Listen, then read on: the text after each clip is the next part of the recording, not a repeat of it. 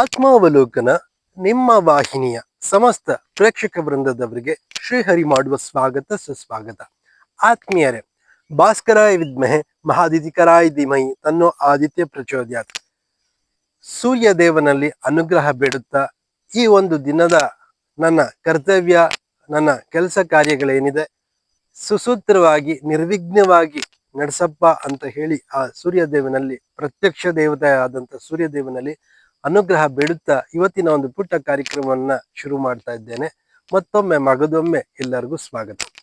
ಆತ್ಮೀಯರೇ, ಹೇಗಿದ್ದೀರಾ? ಎಲ್ಲರೂ ಚೆನ್ನಾಗಿದ್ದೀರಾ? ನಾನಂತೂ ಅದ್ಭುತವಾಗಿ ಚೆನ್ನಾಗಿದ್ದೇನೆ. ಎಲ್ಲ ನಿಮ್ಮ ದಯೆಯಿಂದ. ನೀವು ಚೆನ್ನಾಗಿರಿ, ನಗ್ತಾ ನಗ್ತಾ ಬಾಳಿ, ಸುಖವಾಗಿ ಬಾಳಿ ಅಂತ ಆಶಯಿಸ್ತಾ ಒಂದು ವಿಚಾರವನ್ನ ತಗೊಂಡು ನಿಮ್ಮ ಮುಂದೆ ಬಂದಿದ್ದೇನೆ. ಒಂದು ಉತ್ತಮ ನಾಗರಿಕ ಸಮಾಜ ಅಂತಂದ್ರೆ ಹೇಗಿರ್ಬೇಕು, ಒಂದು ಸಮಾಜ ಅಂತಂದ್ರೆ ಅದ ಆಯಕಟ್ಟುಗಳು ಏನು, ಹುಟ್ಟದಾಗಿ ಒಂದು ಪ್ರಶ್ನೆ ಬರುತ್ತೆ. ಈಗ ಪ್ರತಿನಿತ್ಯದ ಒಂದು ವಾರ್ತಾ ಅಥವಾ ಒಂದು ವಾರ್ತಾ ಟಿವಿನಲ್ಲಿ ಬರೋ ವಾರ್ತೆ ಇರ್ಬೋದು, ಅಥವಾ ಪತ್ರಿಕೆಯಲ್ಲಿ ಬರೋ ಅಂತ ವಾರ್ತೆ ಇರ್ಬೋದು, ಅದರಲ್ಲಿ ಸಮಾಜ ಸಮಾಜ ಅಂತ ನಾವು ಆವಾಗವಾಗ ಕೇಳ್ತಾನೆ ಇರ್ತೀವಿ. ಏನು ಆಗದ್ರೆ ಅಲ್ವಾ? ಈ ಒಂದು ಪ್ರಶ್ನೆ ಇಂದ ಶುರು ಮಾಡ್ತಾ ಒಂದು ಕಾರ್ಯಕ್ರಮಕ್ಕೆ ಪೀಠಿಕೆ ಅಂತ ಇದನ್ನೇ ತಗೊಂಡು ಮಾತಾಡ್ತಿದ್ದೇನೆ. ನೋಡಿ, ಹಲವಾರು ಕುಟುಂಬಗಳು ಸೇರಿ ಒಂದು ಹೇಗೆ ಒಂದು ನಗರ ಅಥವಾ ಬಡಾವಣೆ ಆಗುತ್ತೋ ಆ ತರ ನೂರಾರು ಕುಟುಂಬಗಳು ಸೇರಿ, ಸಾವಿರಾರು ಕುಟುಂಬಗಳು ಸೇರಿ ಒಂದು ಸಮಾಜ ಆಗುತ್ತೆ. ಕುಟುಂಬ ಅಂತಂದ್ರೆ ಏನು? ಒಬ್ಬ ತಂದೆ ತಾಯಿ, ಅವ್ರಿಗೆ ಇಬ್ರು, ಒಬ್ಬ ಮಗನೋ ಮಗಳು ಇದ್ರೆ ಕುಟುಂಬನ ಅಲ್ವಾ? ನಾವ್ ಅನ್ಕೊಂಡಿರೋದಕ್ಕೆ ತಾನೆ. ಇದು ಒಂದೇ, ಇಷ್ಟೇ ಮಾತ್ರ ಅಲ್ಲ. ಒಬ್ಬ ಮನುಷ್ಯ ಜೀವನ ಮಾಡ್ಬೇಕು ಅಂತಂದ್ರೆ ಅವನಿಗೆ ಪ್ರಾಣವಾಯುನೇ ಬಹಳ ಆಧಾರ. ಅಂತಂದ್ರೆ ನಾವು ಉಸಿರಾಡ ಗಾಳಿ ಒಂದು, ಎರಡನೇದು ನಾವು ಕುಡಿಯತಕ್ಕಂತ ನೀರು. ಈ ನೀರು ಗಾಳಿ ಮನುಷ್ಯನ್ಗೆ ಬಹಳ ಮುಖ್ಯವಾಗಿ ಬೇಕಾಗಿರೋದು. ಮೂರನೇ ಪ್ರಾಶಸ್ತ್ಯ ಅನ್ನ ಅಥವಾ ಆಹಾರ ಅಂತ ನಾವು ಕೇಳ್ಬೋದು. ಈ ಮೂರು ಇಲ್ಲದೆ ಮನುಷ್ಯ ಹೇಗೆ ಜೀವನ ಮಾಡೋನಾರು, ಹೇಗೆ ಜೀವಿಸಬಲ್ಲ ಅಲ್ವಾ? ಹಾಗಾಗಿ ಗಾಳಿ ಬಂತು, ನೀರ್ ಬಂತು, ಆಹಾರ ಅಂತಂದ್ರೆ ಏನು? ನೀವು ಪ್ರಾಣಿಜನ್ಯನಾರು ತಗೊಳ್ಳಿ, ಸಸ್ಯಜನ್ಯ ಆಹಾರನಾರು ತಗೊಳ್ಳಿ, ಅದು ಒಂದು ರೀತಿಯ ಪರಿಸರ ಅಂತ, ಅದು ಒಟ್ಟಾರೆ ಒಂದು ಪರಿಸರ ಅಂತ ಹೇಳ್ಬೋದು. ಪರಿಸರ ಅಂತಂದ್ರೆ ಮನುಷ್ಯ ಚೆನ್ನಾಗಿ ಬಾಳ್ವೆ ಮಾಡ್ಬೇಕು, ಚೆನ್ನಾಗಿ ಜೀವನ ಮಾಡ್ಬೇಕು ಅಂತಂದ್ರೆ ಕೇವಲ ಮನುಷ್ಯಗಳು ಮಾತ್ರ, ಒಬ್ಬ ಮನುಷ್ಯನಿಗೆ ಪಕ್ಕದ ಮನೆಯವನ ಸ್ನೇಹಿತ, ಅವನಿಗೆ ಇನ್ನೊಬ್ಬ ಸ್ನೇಹಿತ, ಅದು ಕೂಡಿ ಬಾಳೋದು ಅಂತ ಮಾತ್ರ ಅಲ್ಲ. ಏನು ನಾವು ನೋಡ್ತಾ ಇರೋಂತ ಈ ಭೂಮಿ ಮೇಲಿರೋ ಒಂದು ಪರಿಸರ ಏನಿದೆ, ಅದು ನದಿ ಇರ್ಬೋದು, ಬೆಟ್ಟ ಗುಡ್ಡ ಇರ್ಬೋದು, ಪರ್ವತಗಳಿರ್ಬೋದು, ಅಥವಾ ನಮ್ಮ ವಾಸಸ್ಥಳ ಸುತ್ತಮುತ್ತ ಗಿಡ ಗಂಟೆಗಳಿರ್ಬೋದು, ಮರಗಳಿರ್ಬೋದು, ಅಥವಾ ಒಂದು ಮಣ್ಣು ಇರ್ಬೋದು, ಇವೆಲ್ಲವೂ ಸುಸ್ಥಿರವಾಗಿದ್ದಾಗ ಮಾತ್ರ ಒಂದು ಉನ್ನತವಾಗಿ ನಾವು ಜೀವನ ಮಾಡಕ್ ಸಾಧ್ಯ. ನಾವು ಜೀವನ ಮಾಡ್ತಾ ಉನ್ನತ ನಾಗರಿಕತೆಯಿಂದ ಒಂದು ಸಮಾಜ ನಿರ್ಮಾಣ ಸಾಧ್ಯ. ಸಮಾಜ, ಈ ವಿಶ್ವದ ಸೃಷ್ಟಿ ಹೇಗೆ, ಈ ಸಮಾಜದ ಸೃಷ್ಟಿ ಹೇಗೆ, ಅಥವಾ ಈ ಭೂಮಿಯ ಕೊನೆಗದ ತಲುಪೋದು ಈ ಭೂಗ್ರಹದ ಸೃಷ್ಟಿ ಕೊನೆಗೆ ತಲುಪುತ್ತೆ. ನಮ್ಮ ಪ್ರಶ್ನೆ, ಜೀವನ ಅಂದ್ರೇನು ಅನ್ನೋದು ಕೂಡ ಪ್ರಶ್ನೆ ಬರುತ್ತೆ ಅಲ್ವಾ? ಜೀವನ ಅಂತಂದ್ರೆ ನೋಡಿ, ಮನುಷ್ಯನಾಗಿ ನಾವು ಹುಟ್ಟಿದೀವಿ. ಏನಕ್ಕೆ ಹುಟ್ಟಿದೀವಿ ಕಾರಣ ಗೊತ್ತಿಲ್ಲ, ಯಾಕಾಗಿ ಹುಟ್ಟಿದೀವಿ ಕಾರಣ ಗೊತ್ತಿಲ್ಲ. ಹುಟ್ಟು ಒಂದು ದೈವ ಲೀಲೆ ಅಂತ ಎಲ್ಲ ಕೂಡ ಹಿರಿಯರು ಒಪ್ತಾರೆ. ಅದು ನಮ್ಮ ಹುಟ್ಟಿಗೆ ನಮ್ಮ ತಂದೆ ತಾಯಿಗಳ ಕಾರಣ ಭೌತಿಕವಾಗಿ ಇರ್ಬೋದು. ಒಂದು ರೀತಿಯ ಅದು ದೈವದತ್ತವಾಗಿ ಬಂದಂಥದ್ದು, ದೈವಕುಟ ಪ್ರಸಾದನೆ ಹೌದು. ಈಗ ಜೀವನ ಅಂತಂದ್ರೆ ಧನಾತ್ಮಕವಾಗಿ, ಸುಸ್ಥಿರವಾಗಿ, ಯಶಸ್ವಿಯಾಗಿ ಬದುಕಿ ಬಾಳೋದೆ ಜೀವನ ಅಂತ. ಅಂತಂದ್ರೆ ನಾವು ಏನಕ್ಕೆ ಹುಟ್ಟಿದೀವಿ ಗೊತ್ತಿಲ್ಲ, ಹುಟ್ತೀವಿ ಸಾಯ್ತೀವಿ, ಹುಟ್ತೀವಿ ಸಾಯ್ತೀವಿ, ಈ ಮಧ್ಯದಲ್ಲಿ ಬರುತ್ತಲ್ಲ, ಇದೇ ಜೀವನ. ಅಂತಂದ್ರೆ ಒಬ್ಬ ವ್ಯಕ್ತಿ ಹುಟ್ಟಿನಿಂದ ಸಾವಿನ ಎಡೆಗೆ ಅವನ ಪಯಣದ ಹಾದಿ ಹೇಗಿತ್ತು? ದುರ್ಬಲವಾಗಿತ್ತ? ಹಾಗಾದ್ರೆ ಅವನು ನರಕಕ್ಕೆ ಹೋಗ್ತಾನೆ. ಯಶಸ್ವಿಯಾಗಿ ನಡೆಸಿದ್ನ, ಹಾಗಾಗಿ ಅವನು ಸ್ವರ್ಗಕ್ಕೆ ಹೋಗ್ತಾನೆ. ಸಮಾಜಕ್ಕೆ ಒಂದು ಹೆಸರು ಬಿಟ್ಟೋದ್ನ, ಒಂದು ಫುಟ್ ಪ್ರಿಂಟ್ ಅಂತ ನಾವ್ ಹೇಳ್ತೀವಿ, ಆ ಹೆಸರು ಬಿಟ್ಟೋದ್ನ ಅಂತಂದ್ರೆ ಅವನು ಒಬ್ಬ ಜೀವನ ಮಾಡೋದಲ್ದೆ ಒಂದ್ 4 ಜನಕ್ಕೆ ಸಹಾಯ ಆಗಂಗ್ ಜೀವನ ಮಾಡೋದ್ನ, ಅದೇ ಒಂದು ರೀತಿಯ ಯಶಸ್ವಿಯಾದಂತ ಒಂದು ಜೀವನದ ರಹಸ್ಯ. ಈ ರೀತಿಯ ಜೀವನ ಮಾಡ್ತೀವಲ್ಲ, ಇದು ಒಂದು ರೀತಿಯ ಸಮಾಜ ಅಂತಂದ್ರೆ ಹಲವಾರು ಕುಟುಂಬಗಳು ಸೇರಿ ಒಂದು ಬಡಾವಣೆ ಹೇಗಾಗುತ್ತೋ ಆ ಬಡಾವಣೆಗಳೆಲ್ಲ ಸೇರಿ ಒಂದು ನಗರ ಹೇಗಾಗುತ್ತೋ ಆ ನಗರಗಳೆಲ್ಲ ಸೇರಿ ಒಂದು ರಾಜ್ಯ ಆಗುತ್ತೆ, ರಾಜ್ಯಗಳೆಲ್ಲ ಸೇರಿ ಹೇಗೆ ದೇಶ ಆಗುತ್ತೆ, ಆ ತರ ಹಲವಾರು ದೇಶಗಳು ಸೇರಿ ಒಂದು ವಿಶ್ವ ಅಂತ ಆಗುತ್ತೆ. ಪ್ರತಿಯೊಂದು ದೇಶದಕ್ಕೂ ಕೂಡ ಸಂಪತ್ತು ಅನ್ನೋದು ಆ ದೇಶದ ಚಿನ್ನಾಭರಣನೋ ಅಥವಾ ವಜ್ರದ ಅಥವಾ ಅಲ್ಲಿ ಸಿಗೋಂತ ಭೂಮಿಲಿ ಸಿಗೋಂತ ಅದಿರದ ಮೇಲೆ ಲೆಕ್ಕ ಹಾಕುವಂಥದ್ದು ನಮ್ಮ ಒಂದು ರೀತಿಯ ಬಿಸ್ನೆಸ್ ಮ್ಯಾನ್ಗಳ ಒಂದು ಚಿಂತನೆ. ನಿಜವಾದ ಚಿಂತನೆ ಅದಲ್ಲ. ಪ್ರತಿಯೊಂದು ದೇಶದ ಆ ಸಂಪತ್ತು ಏನಿದೆ, ಪ್ರತಿಯೊಬ್ಬ ಆ ದೇಶದ ನಾಗರಿಕನ ಮನಸ್ಸಿನ ಯಶಸ್ವಿ ಮನಸ್ಸಿನ ಆ ದೇಶದ ಒಂದು ಸಂಪತ್ತು ಅಂತ ಹೇಳ್ಬೋದು. ಇದು ವಿವೇಕಾನಂದರು ನಮಗೆ ಹೇಳಿದಂಥದ್ದು. ನೀವು ಒಂದು ದೇಶದ ಸಂಪತ್ತು ಆ ಬ್ಯಾಂಕಿನಲ್ಲಿರುವಂತ ಆ ಚಿನ್ನಾಭರಣನೋ ಆ ಹಣದೋ ಮೊತ್ತನೋ ಅದನ್ನ ನೋಡುವಂಥದ್ದಲ್ಲ. ಆ ದೇಶದ ಪ್ರತಿಯೊಬ್ಬ ನಾಗರಿಕನಲ್ಲೂ ದೇಶಾಭಿಮಾನ ಇರುತ್ತೆ. ಯಾರಿಗೆ ದೇಶಾಭಿಮಾನ ಇರಲ್ಲ ಅವರನ್ನ ಬಿಡಿ, ದೇಶಾಭಿಮಾನದಿಂದ ಇರೋಂಥ ಪ್ರತಿಯೊಬ್ಬ ಕೂಡ ನನ್ನ ದೇಶ ಯಶಸ್ವಿಯಾಗಿರ್ಬೇಕು, ಹೇಗೆ ನನ್ನ ದೇಶ ಯಶಸ್ವಿ ಪಥದಲ್ಲಿ ನಡೀತಿದ್ಯೋ ಇವತ್ತು ನನ್ನ ಕುಟುಂಬ, ನನ್ನ ಸ್ವಂತ ನಾನು ಕಟ್ಕೊಂಡಿರೋ ಮನೆ ಕೂಡ, ಮನೆಯಲ್ಲಿರೋ ಸದಸ್ಯರು ಕೂಡ ಚೆನ್ನಾಗಿ ಬಾಳ್ವೆ ಮಾಡ್ಕೊಂಡು ಹೋಗ್ಬೋದನ್ನ ಪರಿಕಲ್ಪನೆ ಆತನಿಗೆ ಇದ್ದೇ ಇರುತ್ತೆ. ಆಯ್ತಾ? ನೋಡಿ, ಇವತ್ತಿನ ನಮ್ಮ ಪ್ರಸ್ತುತ ಸಂದರ್ಭದಲ್ಲಿ ಚರ್ಚೆ ನಮ್ಮ ರಾಷ್ಟ್ರೀಯ ಸ್ವಯಂ ಸೇವಕ ಸಂಘ RSSಗೆ 100 ವರ್ಷ ತುಂಬಿತು. 100 ವರ್ಷ ದಾಟಿತು. ಅದರಲ್ಲಿರೋ ಅಂತ ಸಾಕಷ್ಟು ಪಾದಾಧಿಕಾರಿಗಳನ್ನು ನೋಡಿ ಇಡೀ ವಿಶ್ವವೇ ಕೂಡ ಕೊಂಡಾಡ್ತಿದೆ. ಇಂಥದೊಂದು ಸಂಘಟನೆ, ಇಂಥದೊಂದು ಸಂಘ ನಾವು ಇಡೀ ವಿಶ್ವದಲ್ಲೇ ನೋಡಿಲ್ಲ. ನಮ್ಮ ಭಾರತದಲ್ಲಿ ಇರೋಂಥ ಅಷ್ಟು ಹೆಗ್ಗಳಿಕೆ ನಮ್ಮ RSSಗೆ ಇವತ್ತು ವಿಶ್ವದಾದ್ಯಂತ ಸಿಗ್ತಾ ಇದೆ. ಅದನ್ನ ನೋಡಿ ಸಹಿಸಲಿಕ್ಕೆ ಆಗದೇ ಇರುವಂತ ಸಾಕಷ್ಟು ಜನ ಎಡಬಿಡಂಗಿಗಳು ಅದ್ರ ಬಗ್ಗೆ ಹೀನಾಯವಾಗಿ ಹಂಗಿಸ್ತಾರೆ. ಅದೇನ್ ಕೆಲಸ ಮಾಡಿದೆ ಅಂತ ಅದ್ರ ಜರ್ಜರಿತಾರೆ. ಅವರನ್ನೆಲ್ಲ ನಾವು ಏನಂತ ಕರೀದು? ಅದು ನಮ್ಮ ಭಾರತದಲ್ಲಿ ಇದ್ಕೊಂಡೆ ಪಾಕಿಸ್ತಾನ್ ಜಿಂದಾಬಾದ್ ಅಂತಾರೆ, ಪಾಕಿಸ್ತಾನ್ಗೆ ಜೈ ಅಂತಾರೆ. ಇಂಥವ್ರನ್ನೆಲ್ಲ ನಾವ್ ಏನ್ ಹೇಳುದು? ಇವರು ಯಾಕೆ ಹೀಗೆ ಆಡ್ತಾರೆ? ಯಾಕೆ? ಇವರ ಮನಸ್ಥಿತಿ ಏನು? ಒಂದು ರಾಷ್ಟ್ರ ನಿರ್ಮಾಣದ ಬಗ್ಗೆ RSS ಮತ್ತು ಬೇರೆ ಇರೋ ಸಂಘಟನೆಗಳು ಹೋಲಿಸ್ಕೊಂಡ್ರೆ RSS ಇರೋ ಅಷ್ಟು ಕೂಡ ಕಿಂಚಿತ್ತು ಕೂಡ ಇವರುಗಳಿಗೆ ಇಲ್ಲ. ಇವರುಗಳಿಗೆ ಏನ್ ಮಾಡಿದ್ದಾರೆ? ಹೋಗ್ಲಿ, ಮಾತಾಡ್ತಾರಲ್ಲ RSS ಏನ್ ಮಾಡಿದೆ, RSS ಮೇಲೆ ಅಷ್ಟೊಂದು ವಿರುದ್ಧವಾಗಿ ಜರ್ಜರಿತಾರಲ್ಲ, ಇವರೆಲ್ಲ ಏನ್ ಮಾಡಿದ್ದಾರೆ? ಜನರ ಒಂದು ಏನು ತೆರಿಗೆ ದುಡ್ಡಿದೆ, ಅದನ್ನ ತೆರಿಗೆ ದುಡ್ಡನ್ನ ತಗೊಂಡು ತಾವು ಏನೋ ಮಾಡಿದೀವಿ ಅಂತ ಬಡಾಯಿ ಬಚ್ಕೋತಾರೆ ಅಲ್ವಾ? ಈ ಎಡಬಿಡಂಗಿ ಎಡಚರರುಗಳು ಮಾಡಂತದ್ದೇ ಇದು. ನೋಡಿ, ನಾನು ಸಾಕಷ್ಟು ಅಧ್ಯಯನ ಮಾಡಿ ಹೇಳ್ತಾ ಇದ್ದೇನೆ, ಇವತ್ತಿನ ನಾಗರಿಕ ಸಮಾಜಕ್ಕೆ ಬಲಪಂಥೀಯ ಏನಿದೆ ಅದು ಅವತ್ತಿನಿಂದ ಸಾವಿರಾರು ವರ್ಷದಿಂದ ಇವತ್ತಿಗೂ ಕೂಡ ಒಂದು ಉನ್ನತ ಸಮಾಜ ನಿರ್ಮಾಣ, ಉನ್ನತವಾದಂತ ದೇಶದ ಪರಿಕಲ್ಪನೆಯಲ್ಲಿ ತೊಡಗಿಕೊಂಡಷ್ಟು ಎಡಚರರುಗಳು ತೊಡಕೊಂಡಿಲ್ಲ. ಇದು ಪ್ರತಿಯೊಬ್ಬ ನಾಗರಿಕನು ಕೂಡ ಆ ಎಡಚರರುಗಳ ಒಂದು ಚಲನವಲನಗಳು, ಈ ಬಲಪಂಕ್ತಿಯ ಸಾಹಿತ್ಯಗಳು, ಇದನ್ನೆಲ್ಲ ಅಧ್ಯಯನ ಮಾಡಿದ್ರೆ ಸುಲಭವಾಗಿ ಗೊತ್ತಾಗುತ್ತೆ. ಈಗ ನೋಡಿ, ಬಲಪಂಥೀಯ ಕವಿಗಳಿರ್ಬೋದು, ಸಾಹಿತಿಗಳಿರ್ಬೋದು, ಅವರ ಸಾಹಿತ್ಯದ ಸಾಲುಗಳಲ್ಲಿ ದೇವರ ಅಸ್ತಿತ್ವನೂ ಕಾಣುತ್ತೆ, ಒಂದು ರಾಷ್ಟ್ರಭಕ್ತಿ, ರಾಷ್ಟ್ರಪ್ರೇಮನೂ ಕಾಣುತ್ತೆ, ಸಮಾಜದ ಹಿತಚಿಂತನೆಗಳು ಕಾಣುತ್ತೆ ಅಲ್ವಾ? ನೋಡಿ, ನಮ್ಮ ಅಮೆರಿಕದಲ್ಲಿರುವಂತ ನಾಸಾದ ವಿಜ್ಞಾನಿಗಳಿರ್ಬೋದು, ನಮ್ಮ ದೇಶದ ಇಸ್ರೋದಲ್ಲಿರೋ ವಿಜ್ಞಾನಿಗಳಿರ್ಬೋದು, ಒಂದು ರಾಕೆಟ್ ನ, ನಾನು ಸಾರ್ವಜನಿಕರಿಗೆ ಸುಲಭವಾಗಿ ಹೇಳ್ತಾ ಇದ್ದೀನಿ, ಒಂದು ರಾಕೆಟ್ ನ ಉಡಾಯನೆ ಮಾಡ್ಬೇಕು, ಅದು ಚಂದ್ರಲೋಕಕ್ಕೋ ಅಥವಾ ಮಂಗಳಕ್ಕೋ ಇನ್ನೆಲ್ಲಿಗೋ ಕಳಿಸ್ಬೇಕು ಅಂತಂದ್ರೆ ಆತ ವಿಜ್ಞಾನದ ಮೇಲೆ ಎಷ್ಟು ದೈವ ಭಕ್ತಿಯಿಂದ ಆತ ವಿಜ್ಞಾನನ ಒಪ್ಪಿಕೊಂಡು ವಿಜ್ಞಾನಿಯಾಗಿ ಅದು ಸಾಕಷ್ಟು ಜನ ದುಡಿತಾರೋ, ಹಾಗೇನೆ ಒಂದು ಹೆಜ್ಜೆ ನಮ್ಮ ಮನುಷ್ಯನ ಕೈಯಲ್ಲಿ ಇದೇನೂ ಇಲ್ಲ, ಒಂದು ಮನುಷ್ಯನ ಒಂದು ಮಿತಿ ಮೀರಿದ್ದು, ಹಾಗಾಗಿ ಮನುಷ್ಯರಿಗಿಂತನೂ ಒಂದು ದೈವ ಅನ್ನೋದು ಒಂದು ಪರಿಕಲ್ಪನೆ ಇದೆ. ಅದು ಕೃಷ್ಣನೋ ರಾಮನೋ ಅಥವಾ ಏನೋ ಒಂದು ಶಿವ ಇರ್ಬೋದು, ಅಥವಾ ಮಾರಮ್ಮ ಇರ್ಬೋದು, ಚೌಡಮ್ಮ ಇರ್ಬೋದು, ಇನ್ನೇನೋ ಒಂದು ಹೆಸರು ನೀವು ಏನಾರ ಕಟ್ಕೊಳ್ಳಿ, ಒಂದು ಅಸ್ತಿತ್ವ ಇದ್ದೇ ಇದೆ ಅಂತ ನಂಬಿ ಅವರು ಒಂದು ದೇವಾಲಯಕ್ಕೆ ಹೋಗಿ ಅಲ್ಲಿ ದೇವಸ್ಥಾನಕ್ಕೆ ದೇವರಿಗೆ ಒಂದು ನೈವೇದ್ಯನೋ ಅಥವಾ ಕಾಣಿಕೆನ ಅರ್ಪಿಸಿ ಒಂದು ಪೂಜೆ ಮಾಡಿ ಅನಂತರ ಒಂದು ರೀತಿಯ ಉಡಾಯನಕಾರಿಯನ್ನ ಕೈಗೊಂಡಿದ್ದನ್ನ ನಾವು ಹಿಂದೆ ನಾವು ನೋಡ್ಬೋದು, ಚಂದ್ರಯಾನದಲ್ಲಿ ನೋಡ್ಬೋದು. ಇದನ್ನ ಸಹಿಸಕ್ ಆಗದಂತ ಎಡಬಿಡಂಗಿಗಳು ಯಾಕೆ ಹೀಗಾಡ್ತಾರೆ? ಮೊದಲನೇ ಪ್ರಶ್ನೆ. ಉದಾಹರಣೆಗೆ ಭಗವಾನ್ ಇರ್ಬೋದು, ಆ ರಾಮಾಯಣದಲ್ಲಿ ರಾಮನ ಅಸ್ತಿತ್ವವನ್ನೇ ಆತ ಒಂದು ರೀತಿಯ ನಡೆದಿತ್ತೋ, ರಾಮಾಯಣದ ಮಹಾಕಾವ್ಯ ನಮ್ಮ ಭಾರತದಲ್ಲಿ ನಡೀತಾ ರಾಮ ನೀವು ದೇವರಂತ ಹೇಗ್ ಕರಿತೀರಿ, ಒಂದು ಆತರ ಸಾಕಷ್ಟು ಬೇಡದೇ ಇರೋಂತ ಒಂದು ರೀತಿಯ ಸಮಾಜವನ್ನ ಒಡೆಯುವಂತ ಚಿಂತನೆಯಲ್ಲಿ ಅವರೆಲ್ಲ ಇದ್ದಾರೆ.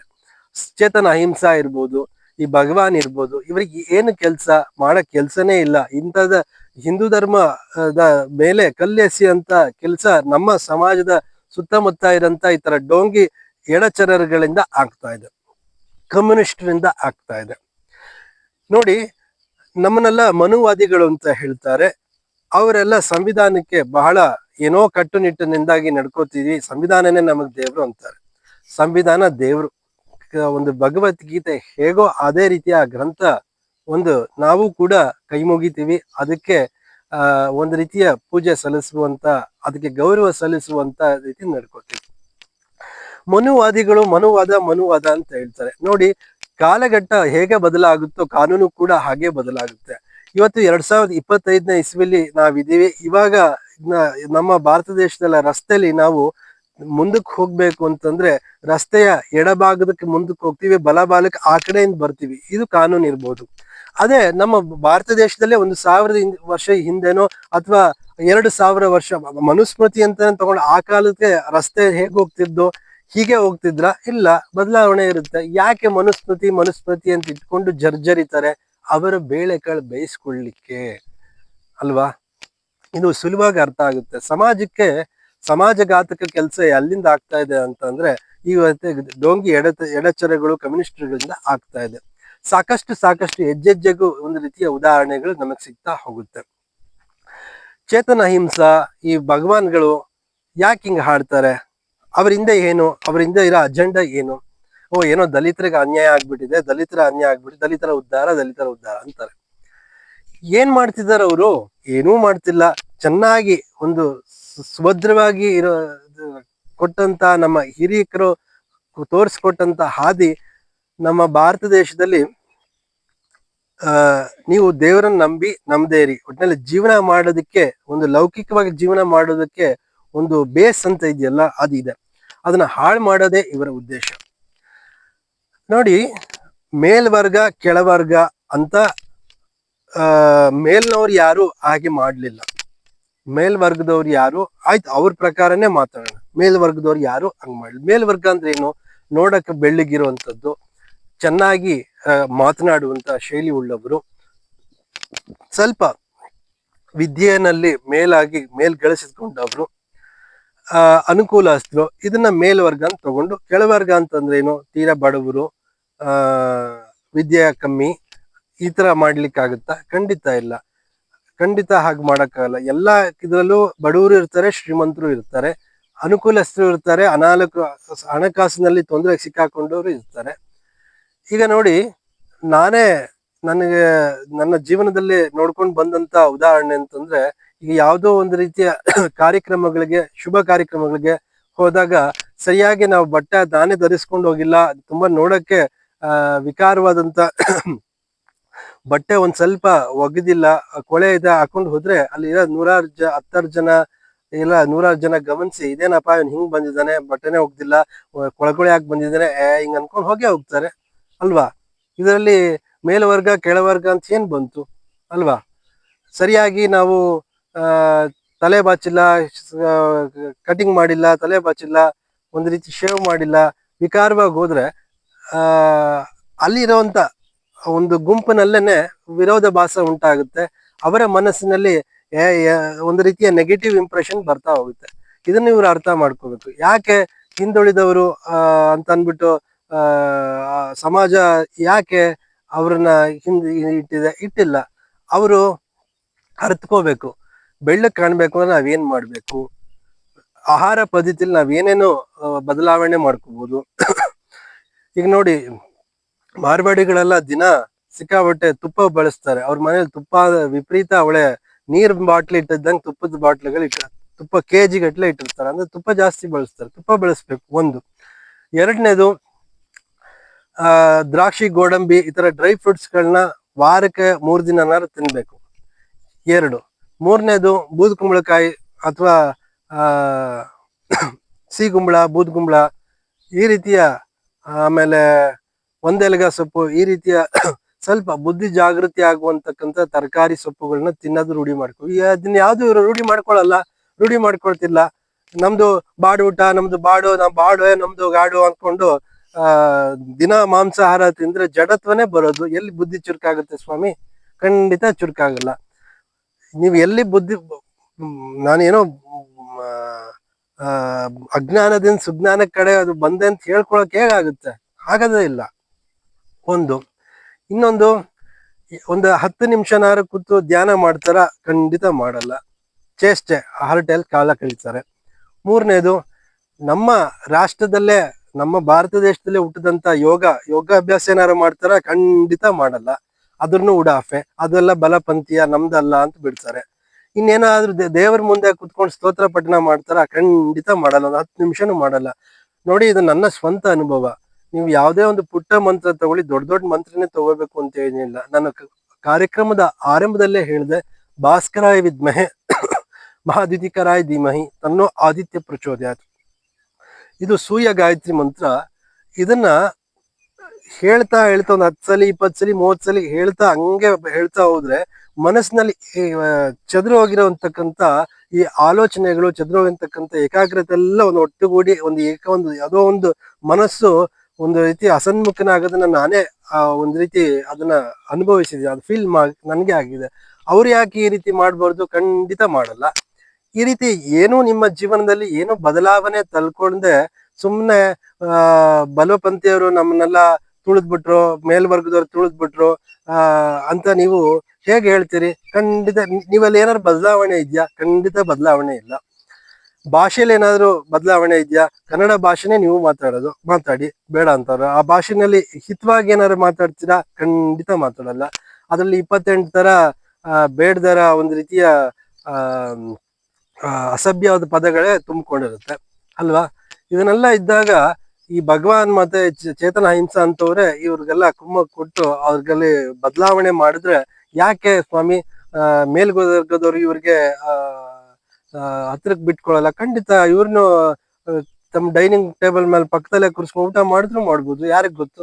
ಅದಕ್ಕೆಲ್ಲ ಅಡ್ಡಗಾಲ ಹಾಕಿರೋರು ನೀವೇ. ಇತ್ತೀಚೆಗೆ ನಾನು ಸಾಕಷ್ಟು ಮೈಸೂರಿನಲ್ಲಿ ನೋಡ್ತಾ ಇದ್ದೀನಿ. ನಮ್ಮ ಮೈಸೂರಿನಲ್ಲಿ ಇತಿಹಾಸಕಾರ ಪ್ರೊಫೆಸರ್ ನಂಜರಾಜ್ ಅರಸ್ ಅವರು ತುಂಬಾ ಚೆನ್ನಾಗಿ ಇತಿಹಾಸ ವರ್ಣನೆ ಮಾಡೋರು. ಅವ್ರನ್ನ ಇವ್ರ ಗುಂಪಿಗೆ ಎಳ್ಕೊಂಡ್ಬಿಟ್ಟಿದ್ದಾರೆ. ಈಗ ಅವರೆಲ್ಲ ಮೈಸೂರು ಇತಿಹಾಸನ ಎಲ್ಲ ತಪ್ಪೇ ಹೇಳ್ತಾ ಇದ್ದಾರೆ. ಎಲ್ಲಿ ನಿಜ ಹೇಳ್ತಾ ಇದ್ದಾರೆ? ಇತಿಹಾಸನ ತಿರ್ಚ್ತಾ ಇದ್ದಾರೆ ಅವರು, ನಂಜರಾಜ್ ಅರಸರು.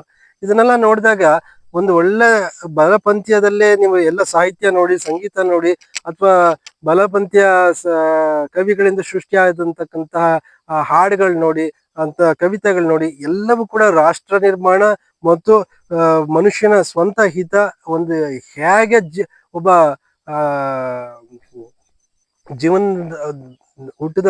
ಹುಟ್ಟಿದಂತ ವ್ಯಕ್ತಿ ತನ್ನ ಕೊನೆಯ ವರ್ಗದ ಯಶಸ್ವಿಯಾಗಿ ಹೇಗೆ ಬಾಳೆ ಅಂತದ್ದು ಎಲ್ಲವೂ ಬಲಪಂಥೀಯ ಚಿತ್ರಣದಲ್ಲಿ ಇದೆ. ಎಡಪಂಥೀಯರು ಏನ್ ಮಾಡ್ತಾರೆ? ಅವ್ರು ಮಾಡಿದ್ ಸರಿ ಇಲ್ಲ, ಅವ್ರು ಮಾಡಿದ್ ಸರಿ, ಜಗಳ ಮಾಡ್ಕೊಂಡೇ ಬನ್ನಿ, ಹೋರಾಟ ಮಾಡ್ಕೊಂಡೇ ಬನ್ನಿ. ಏನಕ್ಕೆ ಕ್ಷುಲ್ಲಕ? ಅದು ಏನಕ್ಕೆ ಪ್ರಯೋಜನನೇ ಇಲ್ಲ. ಪ್ರಯೋಜನ ಇಲ್ದಿರೋದನ್ನೇ ಮಾಡಿ ಅಲ್ವಾ? ನೀವು ಮಾಡ್ತಾ ಇರೋದು ಹಾಗೇನೆ. ಸಮಾಜನ ಹಾಳು ಮಾಡ್ತಾ ಇರೋದು ಈ ಚೇತನ ಅಹಿಂಸಾ, ಈ ಭಗವಾನ್ ಅಂತವ್ರಗಳೇ ಹಾಳು ಮಾಡ್ತಾ ಇರೋದು. ಯಾಕೆ?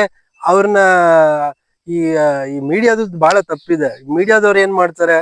ಅವ್ರಿಗೆ ಕಾರ್ಯಕ್ರಮ ಬೇಕು ಅಂತ ಅಂದ್ಬಿಟ್ಟು ಸಮಾಜದಲ್ಲಿ ಇಬ್ರನ್ನು ಕರೆಸಿ ಫೈಟ್ ಮಾಡಿಸ್ತಾರೆ. ಅವ್ರಿಗೆ ಬೇಕಾಗಿರೋದೇ ಅದು. ಅವ್ರಿಗೇನು TRP ಬೇಕು, ಅವ್ರಿಗೆ ಕಾರ್ಯಕ್ರಮ ಹೆಚ್ಚು ವೀಕ್ಷಕರು ಬೇಕು, ಅದಕ್ಕೆ ಅವ್ರಂಗ್ ಮಾಡ್ತಾರೆ. ಆದ್ರೆ ಇದೊಂದ್ ರೀತಿ ಎಲ್ಲೋ ಒಂದ್ ರೀತಿ ತಪ್ಪು ಅನ್ಸುತ್ತೆ. ನೀವು ಯಶಸ್ವಿಯಾಗಿರೋ ವ್ಯಕ್ತಿನ ನೀವು ಹೇಗೆ ಒಂದು ಕ್ಯಾಮ್ರಾದಲ್ಲಿ ಒಂದು ಅರ್ಧ ಗಂಟೆ ಚಿತ್ರೀಕರಿಸಿದ್ರೆ, ನೀವು 10 ನಿಮಿಷ ಬೇಡದೇ ಇರೋಂಥವ್ರನ್ನ ಚಿತ್ರೀಕರಿಸ್ಬೇಕು. ನೀವು ಇವ್ರಿಗಿಂತ ಅವ್ರಿಗೆ ಜಾಸ್ತಿ ಮಾಡಿದ್ರೆ ಸಮಾಜದಲ್ಲಿ ನಿಮ್ಗೆ, ನಮ್ಮಂತ ಸಾಮಾನ್ಯ ಜನರಿಗೆ ಅದು ಒಂದು ರೀತಿಯ ಕನ್ಫ್ಯೂಷನ್ ಕ್ರಿಯೇಟ್ ಮಾಡ್ದಂಗೆ ನೀವು ಮೀಡಿಯಾದವ್ರು ಮಾಡ್ತಿದ್ದೀರಾ ಅಂತ ಅನ್ಸುತ್ತೆ. ಒಂದ್ ರೀತಿಯ ಒಂದು ಸಮಾಜ, ಈಗ ನೋಡಿ, ಜೀವನ ಅಂದ್ರೆ ಏನು ಅನ್ನೋದು ಪ್ರಶ್ನೆ ಉದ್ಭವ ಆಯ್ತು. ಆ ಜೀವನ ಚೆನ್ನಾಗಿ ಮಾಡ್ಬೇಕಂದ್ರೆ ಸಮಾಜ ಅಂದ್ರೆ ಏನು ಅನ್ನೋದು ಉದ್ಭವ ಆಯ್ತು. ಈಗ ಕೊನೆಯದಾಗಿ ವಿಶ್ವಕ್ಕೆ ಹೋಗೋಣ. ಈಗ ಈಗ ನಾವುಗಳೆಲ್ಲ ಚೆನ್ನಾಗಿರ್ಬೇಕು ಅಂತಂದ್ರೆ ಈಗ ನೋಡಿ ಕುವೆಂಪುನೇ ಹೇಳಿದ್ದಾರೆ ಅಲ್ವಾ, ವಿಶ್ವ ಮಾನವನಾಗು ಅಂತ. ವಿಶ್ವ ಅಂದ್ರೇನು ನೋಡಿ, ವಿಶ್ವಾಮಿತ್ರ ಅಂತನೂ ಒಬ್ಬ ಋಷಿ ಇದ್ದಾರೆ. ಆತ ಬಹಳ ಕ್ಷತ್ರಿಯನಾಗಿ ಸಾಕಷ್ಟು ಒಡಿಬಡಿ ಕಡಿದ ಇದ್ದಂತ ವ್ಯಕ್ತಿ ಸಾಧು ಆಗಿ ಪರಿವರ್ತನೆ ಆಗಿ ಒಬ್ಬ ಇಡೀ ವಿಶ್ವ ಮಾನವ ಆದಂಥದ್ದು ಅದು ಉದಾಹರಣೆ. ವಿಶ್ವ ಅಂದ್ರೇನು? ವಿಶ್ವ ಅನ್ನೋದು ಇಡೀ ಭಗವಂತನೇ ಸೃಷ್ಟಿ ಮಾಡೋದ್ನ, ಇಲ್ಲ ಈ ಚೇತನ ಹಿಂಸ ಈ ಭಗವಾನ್ ಅಂತವ್ರು ಅವ್ರಗಳಿಗೋಸ್ಕರ ಸೃಷ್ಟಿ ಮಾಡಿಕೊಂಡ್ರ ಅನ್ನೋದು ಒಂದು ರೀತಿಯ ಜಿಜ್ಞಾಸೆ ಬರುತ್ತೆ. ಈಗ ನೋಡಿ, ಭೂಮಿ ಅನ್ನೋದು ಹೇಗ್ ಸೃಷ್ಟಿ ಆಯ್ತು ಅಂತ ನಾವು ವಿಜ್ಞಾನದಲ್ಲಿ ಬಿಗ್ ಬ್ಯಾಂಗ್ ಥಿಯರಿ ಅಥವಾ ಮಹಾಸ್ಫೋಟ ಸಿದ್ಧಾಂತ ಅಂತ ಓದ್ತೇವೆ. ಅದ್ರ ಸಾಕಷ್ಟು ಓದ್ಕೊಂಡ್ ಬಂದಿದ್ದೀವಿ. ನಮ್ಮ ವಿಜ್ಞಾನ ಪಠ್ಯ ಪುಸ್ತಕದಲ್ಲಿ ಹೇಗೆ ಒಬ್ಬ 9ನೇ ತರಗತಿ 10ನೇ ತರಗತಿ ವಿದ್ಯಾರ್ಥಿಗೆ ಪಠ್ಯ ಪುಸ್ತಕದಲ್ಲಿ ಬಿಗ್ ಬ್ಯಾಂಗ್ ಥಿಯರಿ ಅಂತ ಇದೆಯೋ, ಅದನ್ನೇ ನೀವು ಭಗವದ್ಗೀತೆಯಲ್ಲೂ ಕೂಡ ಕಾಣ್ತೀರಾ. ಭಗವದ್ಗೀತೆಯಲ್ಲೂ ಕೂಡ ಅದನ್ನ ಕೃಷ್ಣ ಅವತ್ತೇ ಹೇಳಿ ವಿವರಿಸಿದ್ದಾನೆ. ಅಂತಂದ್ರೆ ಇದರಲ್ಲಿ ನಿಮಗೆ ಸೂತ್ರದ ರೀತಿ, ಶ್ಲೋಕದ ರೀತಿ ಇದೆ. ಇಲ್ಲಿ ನಿಮಗೆ ಗಣಿತದ ರೀತಿ, ಒಂದು ರೀತಿಯ E=mc² ಅಂತ ಅಂತಂದ್ರೆ A+B² ಫಾರ್ಮುಲಾ, ಈ ಫಾರ್ಮುಲಾ ರೀತಿ ಇರೋದು ಪ್ರಪಂಚಕ್ಕೆ ಸುಲಭವಾಗಿ ಅರ್ಥ ಆಯ್ತು. ನಮ್ಮ ಹಿರಿಯ ವಿದ್ವಾಂಸರುಗಳು, ನಮ್ಮ ಋಷಿ ಮುನಿಗಳು ಅದನ್ನ ಶ್ಲೋಕದ ರೀತಿ ಇಟ್ಟಿರೋದು ಜನಕ್ಕೆ ಕಾಣಿಸ್ದೇ ಹೋದ್ರಿಂದ ಒಂದು ರೀತಿಯ ಅಪಹಾಸ್ಯಕ್ಕೆ ತುತ್ತಾಗಿದೆ. ಈ ವಿಶ್ವ ನಾವು ಮನುಷ್ಯನಿಗೆ ಮಾತ್ರ ಸೃಷ್ಟಿಯಾಗದಿದ್ದ? ಖಂಡಿತ ಇಲ್ಲ. ಈಗ ದಾಸ ಸಾಹಿತ್ಯದಲ್ಲಿ ಒಂದು ಹಾಡನ್ನ ಜನಜನಿತವಾಗಿದೆ. ಏಸು ಕಾಯಂಗಳ ಅಂತ ಒಂದು ಹಾಡು ಬರುತ್ತೆ ನೋಡಿ. 84 ಲಕ್ಷ ಜೀವರಾಶಿ ದಾಟಿ ಬಂದ ಈ ಶರೀರ ಅಂತಂದ್ರೆ, ಮಾನವನಾಗಿ ನಾವು ಇವತ್ತು ಭೂಮಿ ಮೇಲೆ ಹುಟ್ಟಿದ್ದೇವೆ ಅಂತಂದ್ರೆ ಅದು ಹಿಂದಿನ ಜನ್ಮ 84 ಲಕ್ಷ ಯೋನಿಗಳು ಅಂತಂದ್ರೆ 84 ಲಕ್ಷ ಜೀವರಾಶಿಯನ್ನು ಕಳೆದು ಈಗ ಒಂದಂತ ಮಾನವ ಜನ್ಮ ಬಂದಿದೆ. ಇದನ್ನ ಹಾಳು ಮಾಡಿಕೊಳ್ಳಬೇಡಿ, ಹುಚ್ಚಪ್ಪಗಳಿರ ಅಂತ ಹರಿದಾಸರು ಹೇಳ್ತಾರೆ. ಎಲ್ಲ ಹಾಳು ಮಾಡ್ಕೊತಿದ್ದೀರಾ? ಹೋರಾಟ ಮಾಡೋದಂತೆ, ಬರೀ ಹೋರಾಟದಲ್ಲೇ ನೀವು ಕಾಲ ಕಳೆದ ಹಾಳು ಮಾಡ್ಕೊತಿದ್ರ ಹೊರತು ಅದನ್ನ ಅಧ್ಯಯನ ಮಾಡೋದು, ಜಿಜ್ಞಾಸೆಗಳು ಮಾಡೋದು, ಈ ರೀತಿಯ ಯಾವ ಕಾರ್ಯನೂ ಮಾಡೋದು ನಾನು ಕಾಣೆ. ಈಗ ವಿಶ್ವಕ್ಕೆ ಬರೋಣ.